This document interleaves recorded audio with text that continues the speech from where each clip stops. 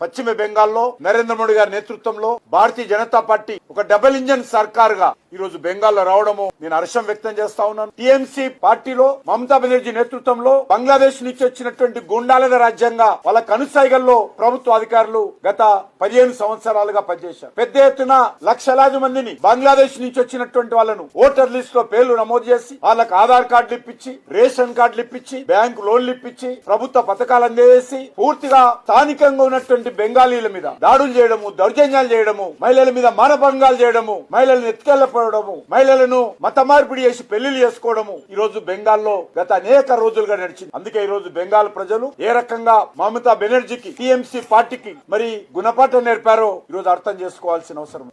ముఖ్యంగా రాహుల్ గాంధీ నాయకత్వంలో ఏ రకంగా ఒక రాష్ట్రం తర్వాత ఒక రాష్ట్రం, ఎందుకంటే బెంగాల్లో భారతీయ జనతా పార్టీ ఎప్పుడు పరిపాలించాలి. ఈ రోజు కాంగ్రెస్ ఓడిపోయినటువంటి తమిళనాడులో గాని, ఈ రోజు కాంగ్రెస్ ఓడిపోయినటువంటి పశ్చిమ బెంగాల్లో గాని, అస్సాంలో గాని అనేక సంవత్సరాలుగా వాళ్ళ పార్టీ రాజకీయాలు చేసి ఈ రోజు పూర్తి స్థాయిలో కాంగ్రెస్ పార్టీ రాహుల్ గాంధీ నాయకత్వంలో దేశంలో ఏ రకంగా తుడిచిపెట్టకపోతుందో మనం చూస్తా ఉన్నాం. మరొక దిక్కు దేశ ప్రజలందరూ కూడా డబుల్ ఇంజన్ సర్కార్ రావాలని చూస్తా ఉన్నాం. రానున్న రోజుల్లో దక్షిణ భారతదేశంలో కూడా పార్టీ బలపడడం కోసం చర్యలు తీసుకుంటాము. మూడోసారి అస్సాంలో భారతీయ జనతా పార్టీ ప్రభుత్వం, అదే విధంగా పుదుచ్చేరిలో రెండోసారి ఎన్డీఏ ప్రభుత్వం అధికారంలోకి వచ్చింది. మరి తప్పకుండా ఈ ఫలితాలు తెలంగాణ మీద ఉంటాయి. తెలంగాణ రాష్ట్ర రాజకీయాలను కూడా ప్రభావితం చేస్తాం. నరేంద్ర మోడీ గారి నేతృత్వంలో తెలంగాణలో కూడా ఐక్యమత్యంగా మేమందరం కష్టపడి భారతీయ జనతా పార్టీ అధికారంలో తీసుకురావడం కోసం అన్ని రకాలుగా కృషి చేస్తాము.